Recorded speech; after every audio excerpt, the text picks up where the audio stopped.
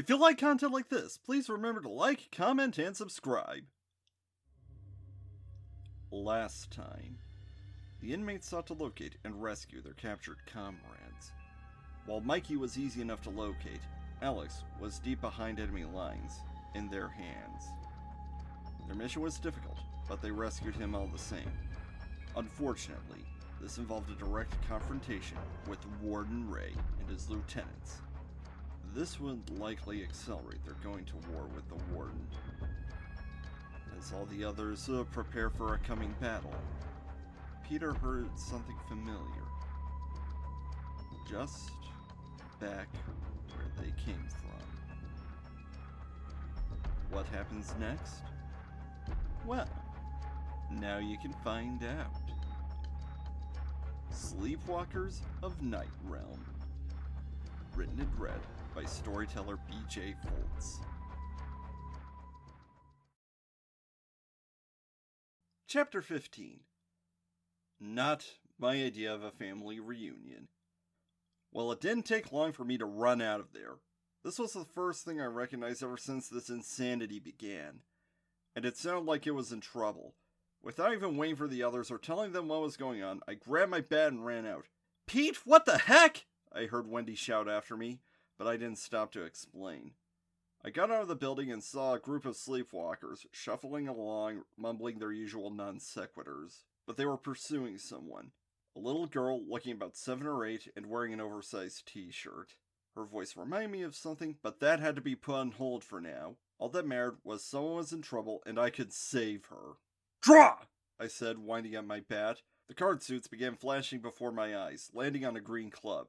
I slammed my bat into it and sent a chunk of rock flying.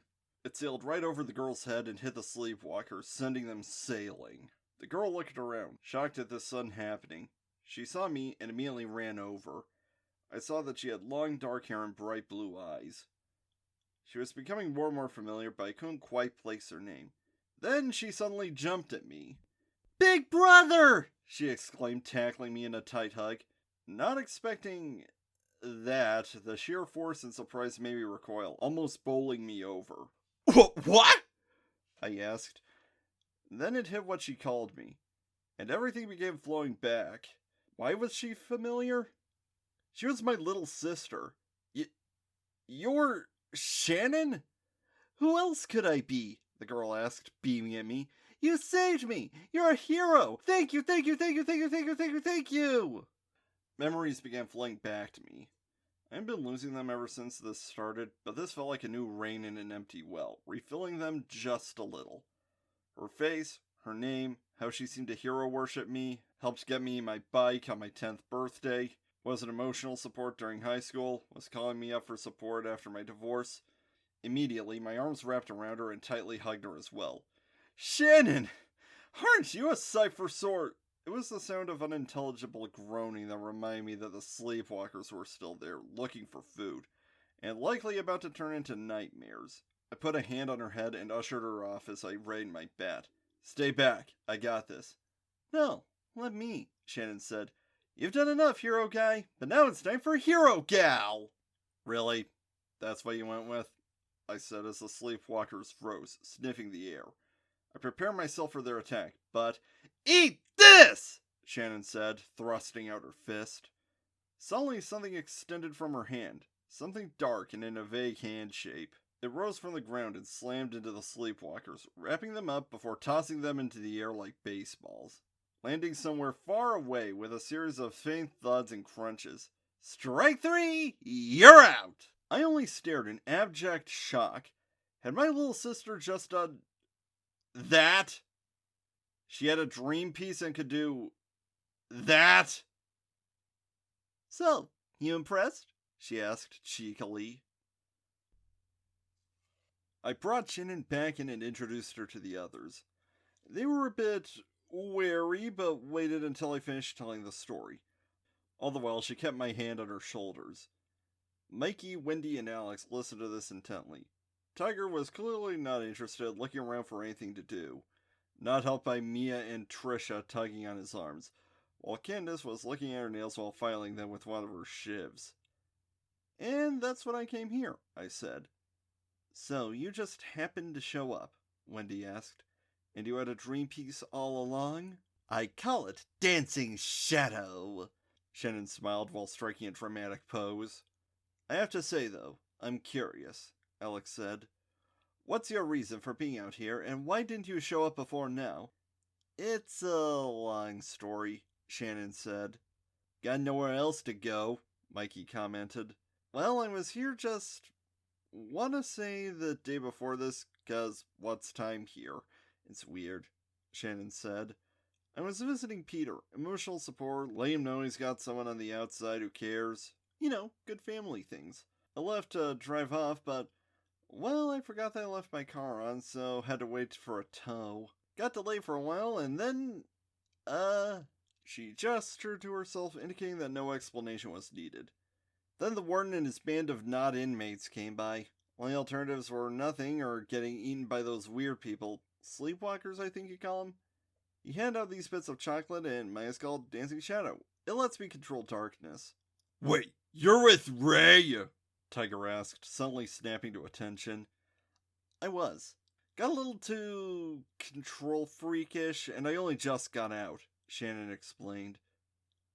Shannon, do you know what's going on between Ray's group and us? I asked as something occurred to me.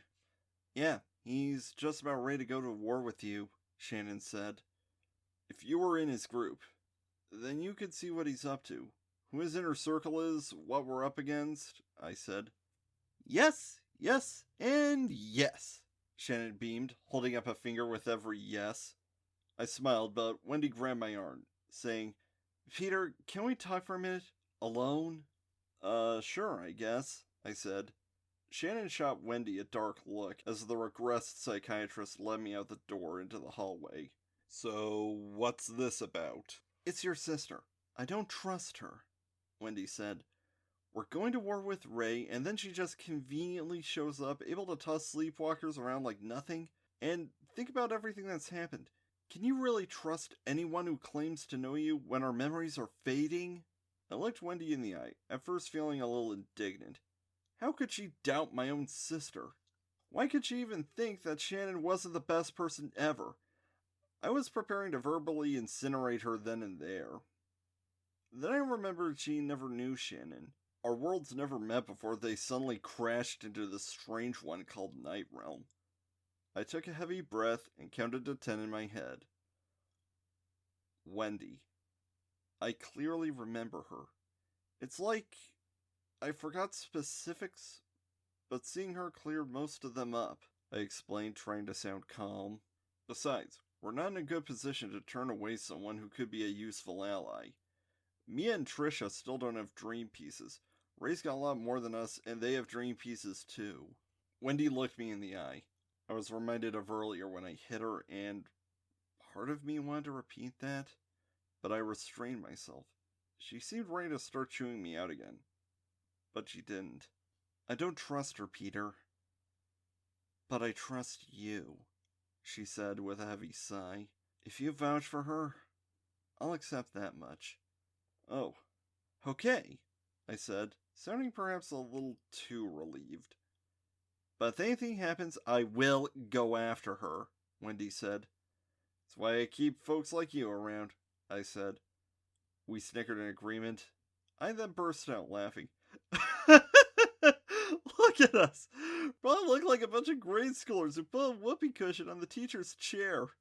I did that a few times, Wendy said. Really?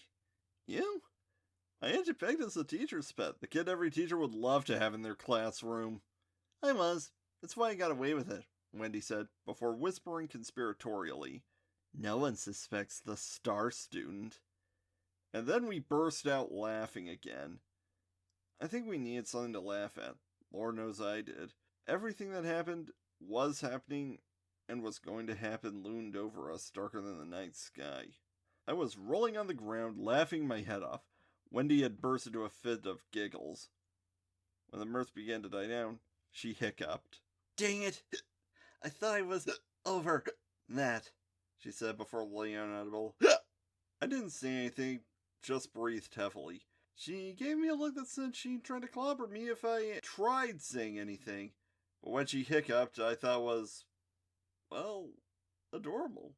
And this girl in particular, no, snap out of it. Remember how your last relationship ended? I scolded myself mentally. Your ex-wife, who was stupid, fading memories. And I wasn't interested in this, not in the slightest. It was just cute, like a puppy learning to play fetch. Sweet, adorable, lovable even, but not lovable. If it was, this would only be puppy love. Shut up! I snapped, smacking my forehead. What do you think I'm trying to do? The psychiatrist asked. Oh, that wasn't aimed at you, I said.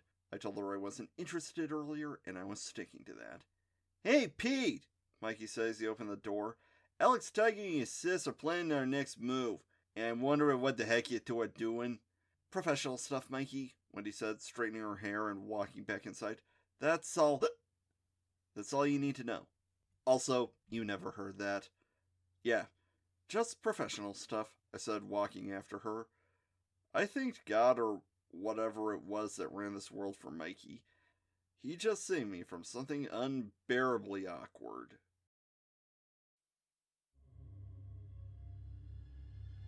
Another person comes to the aid of the inmates.